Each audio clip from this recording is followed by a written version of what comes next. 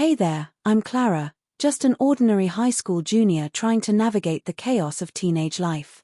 Between classes, after-school clubs, and trying to keep my GPA up, I thought I had it all figured out. My life revolved around my boyfriend, Tom, the star of our school's football team, and my best friend, Jenna, who was always by my side. But one fateful day, everything I believed came crashing down. It was a Friday evening, and the excitement was palpable. Homecoming was just around the corner, and the whole school buzzed with anticipation. As the cheer squad practiced our routine in the gym, I felt a rush of happiness. Tom was captain of the Hurricanes, and I couldn't wait to watch him play. But when I got home, the familiar sound of laughter filled the air, a sound that used to bring me joy. I dropped my backpack by the door, confused. I peeked into the living room and froze. There they were, Tom and Jenna, tangled up on the couch, their laughter ringing out like daggers in my heart. "Clara!" Tom exclaimed, his voice laced with panic. I felt a tidal wave of emotions crashing down on me: betrayal, anger, and an overwhelming sense of disbelief. "It's not what it looks like." I turned and bolted out the door, my heart racing as I fought back tears. The air outside was crisp, but I felt like I was suffocating. I ran to the nearby park, where the glow of the streetlights illuminated the path. My mind was a whirlwind of thoughts. How could my best friend betray me like this? How could Tom, the guy I thought I knew, be so careless with my heart? After pacing for what felt like hours, I sat on a swing, trying to make sense of everything. Just then, I felt a presence beside me. It was Ethan, the quiet guy from my chemistry class. He always had a knack for knowing when someone needed a friend. "Hey, are you okay?" he asked softly, concern etched on his face. I shook my head, unable to find words. "Tom and Jenna, they..." Ethan's expression turned serious. "You don't have to explain. I saw them at the diner earlier. They looked cozy." His words cut deeper than I expected. I could feel the tears welling up again. "Why would she do this to me?" I whispered. Ethan hesitated, then said, "People can be selfish. But you're strong, Clara. You'll get through this." His voice was steady, and I felt an unexpected comfort in his presence. Over the next few weeks, the chaos of high school continued. Homecoming was fast approaching, and the pressure was palpable. Tom reached out, trying to apologize, but my heart was still raw. I avoided Jenna entirely, drowning in the sea of whispers and glances from classmates who knew what happened. Ethan, however, became my unexpected ally. He supported me, even helping me study for our upcoming chemistry finals. The more time we spent together, the more I realized how different he was from Tom: genuine, kind, and thoughtful. Slowly, I began to heal, my heart mending from the betrayal. Just as I started to feel like I could breathe again, the night of homecoming arrived. I had decided to go, determined to reclaim my night despite the chaos. I wore my favorite dress, a shimmering blue that hugged my figure perfectly. As I walked into the gym, the energy was electric, filled with laughter and music. But there was an undercurrent of tension as I spotted Tom and Jenna together, their smiles grating on my nerves. "Are you sure about this?" Ethan asked, his voice barely above the music. I took a deep breath, my heart racing. "I need to show them I'm okay." We moved through the crowd, and as I approached Tom, I felt a surge of confidence. "I'm done with your games, Tom. You lost me the moment you chose her." I turned on my heel, ready to walk away, when I heard a crash. The music stopped. Gasps filled the air as the gym doors flew open, revealing a group of students from the rival football team, the Beasts. They barged in, clearly up to no good, throwing a party-crashing tantrum. Chaos erupted as they began tossing balloons and decorations around. In the midst of the chaos, I spotted Jenna trying to help calm down the situation, but instead, she caught the eye of a guy from the Beasts. He was smug, and before I knew it, Jenna was tangled up with him, laughing, leaving Tom looking defeated. "Not again," I muttered under my breath. As I watched the scene unfold, I felt an unexpected fire ignite within me. I wasn't going to let anyone steal my night. I grabbed Ethan's hand. "Let's do something." "What do you have in mind?" he asked, intrigued. I spotted a basketball hoop across the gym. "Let's show them how it's done." I pulled him toward the court, and as we approached, my heart raced with anticipation. Ethan grinned. "You're on."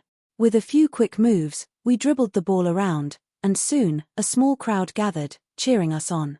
The tension shifted, and laughter replaced the chaos. In that moment, I felt powerful, reclaiming the night I thought I had lost. But just as I was riding high, I glanced back and saw Tom. He was staring, an unreadable expression on his face. The look in his eyes sent a chill down my spine. Was he regretful? Or was it something else? Before I could ponder too long, the guy from the Beasts began taunting us. "Think you can take us on? This is our turf." Fueled by adrenaline, I shot back. "Bring it on." A challenge was laid out. A pickup game to decide who would take control of the dance floor. The crowd erupted in cheers. The stakes were high, and the pressure was palpable. It was more than just a game now, it was about pride, friendship, and moving on from betrayal. As the game began, the adrenaline coursed through my veins. I was quick on my feet, dribbling past the Beasts, my heart pounding in sync with the rhythm of the music pulsing through the gym. Ethan was by my side, our teamwork seamless. We were unstoppable. But just as I was about to score the winning shot, I heard Tom's voice cutting through the chaos. "Clara, wait." I hesitated, the moment stretching out like a rubber band, ready to snap. My focus wavered, and in that instant, a Beast player swooped in, stealing the ball. They scored, and the crowd erupted in cheers for the rival team. Frustrated, I glared at Tom. "You did this on purpose." "I just wanted to talk." "I thought you would listen," he shot back, guilt lining his face.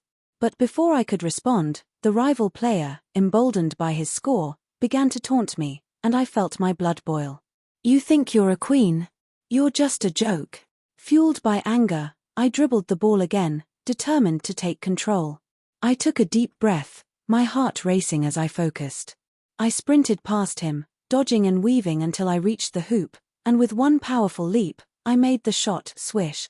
The gym erupted in cheers, and I felt a surge of adrenaline and accomplishment.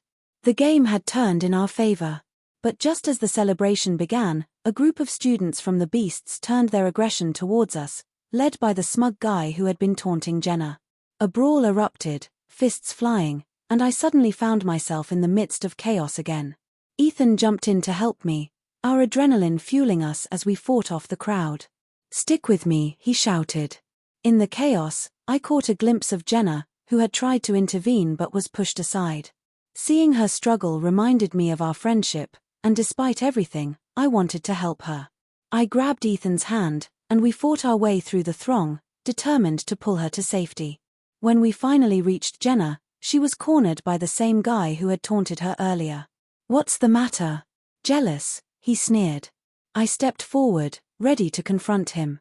"Leave her alone." The crowd paused, eyes turning to me as I took a stand. My heart raced, but I felt stronger than ever. This wasn't just about football or petty rivalry anymore, it was about standing up for what was right. Just as I was about to say more, Tom appeared, pushing through the crowd. "What are you doing?" he shouted, his face a mix of anger and confusion. "I'm taking control, Tom." "You lost that right when you betrayed me," I replied, my voice steady despite the chaos around us. Tom's expression shifted, the weight of his actions crashing down on him. He turned to Jenna. "You too. You were supposed to be my friend." The tension crackled in the air as Jenna stood her ground. "You think you can play both sides?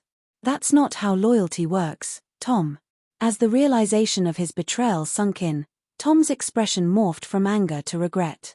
He stepped back, the weight of his choices clear on his face. In that moment, I knew I had gained more than just confidence, I had reclaimed my power. The chaos of the night shifted, and as the adrenaline faded, I turned to Ethan, who had been by my side through it all. "You were right," I said softly.